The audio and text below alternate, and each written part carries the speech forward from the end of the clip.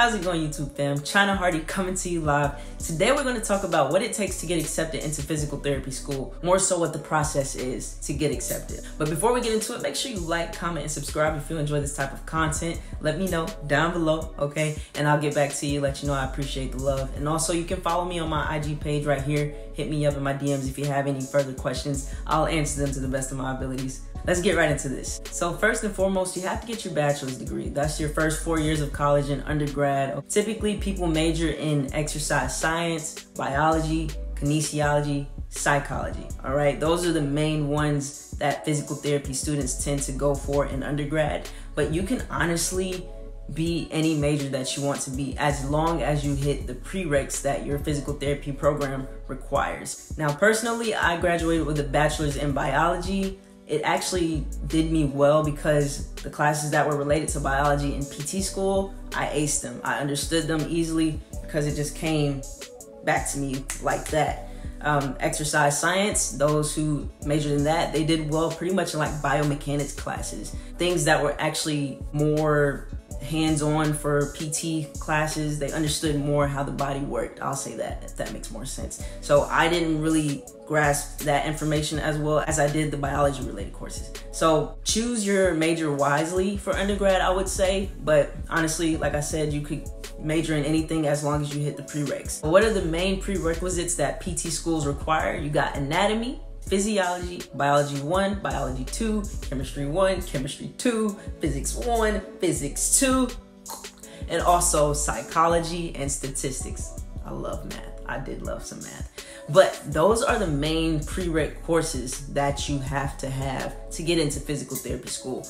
The hardest one for me, physics. As you saw my reaction to that, I absolutely hated it. It was just really tough, but thankfully I passed that class. But those are the prereqs typically most physical therapy schools want you to take. Now, pay attention to the schools that you apply to because some schools do require you to have maybe one extra class. Mine, I believe they wanted me to take medical terminology. And that medical terminology class that I took, I had to take that through another campus because my school didn't even offer it. So that almost hindered me from getting into physical therapy school, but thankfully I got it taken care of. So that's very important. Pay attention to it. So ultimately, you want to have a good GPA in your undergrad courses and definitely in those prerequisite courses. It's very important to impress, work hard because physical therapy school is very, very competitive. Near the end of undergrad, you start to study for your GRE and you take the GRE. I believe I took the GRE like maybe a few weeks before I finished my senior year of school. So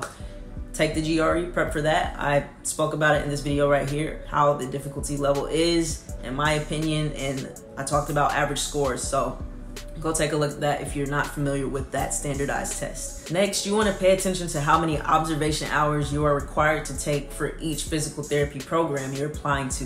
They're not all the same. I've heard some PT schools require 100 hours, and I believe my school only required like 50 hours, which was actually pretty nice. But make sure you get those observation hours in. And observation hours, basically you're going to go see a PT, see what they do. You just shadow them for that amount of time that the physical therapy school requires. And you would actually want to get more than one setting. I only got my hours out of outpatient setting, but I recommend getting it in acute, which is hospital setting, outpatient, sports therapy, whatever you can. Just get a little variety so you can get a good feel of the different settings. Another thing PT schools require are recommendation letters. Typically, maybe 2 to 4 letters you would need to get in. Just look at the specific school again and get solid people to recommend you. For me, I got my professors to do it. Make sure you ask them a couple of months in advance before you even graduate undergrad because you know they can take their time with them and you don't want to pressure them to get something done really fast. So give them some adequate time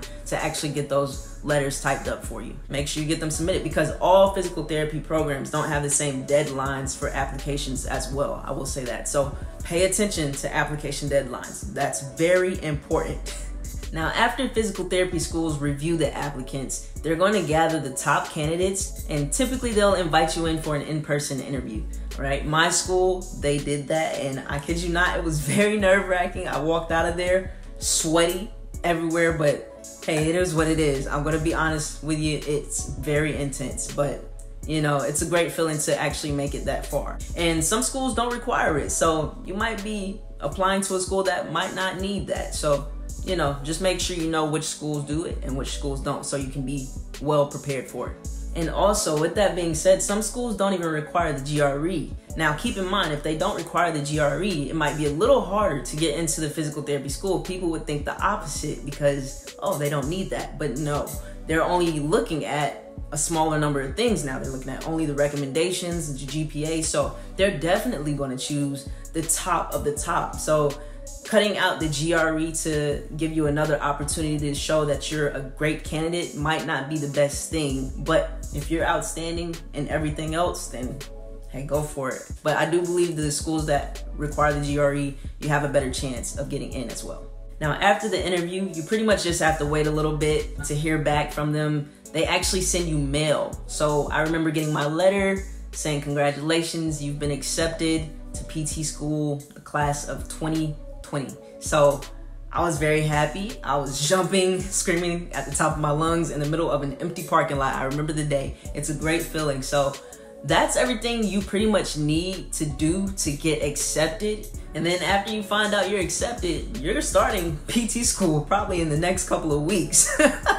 Usually they're starting in the summer. It's a year-round program, okay? So we had summer, spring, fall semesters. I said that mixed up, but you get me. It's every semester. So that's pretty much the process to get into PT school. I hope this was very helpful. Remember, pay attention to deadlines. And if you're applying to multiple PT schools, which I do recommend, make sure you look at the little things that they ask for, because some of them are quite different in small things. Like I said, the hours, observation hours, and maybe prereqs. You might see something a little different than the other school that you may be applying to, all right? But anyways, I hope you guys found it valuable. If you did, let me know down below. Hit that like, comment, and subscribe button. Hit me up on my IG page if you have any other questions. I'll answer them to the best of my abilities. And until next time, I'm Chyma Hardy. I hope you guys take care. I'm out.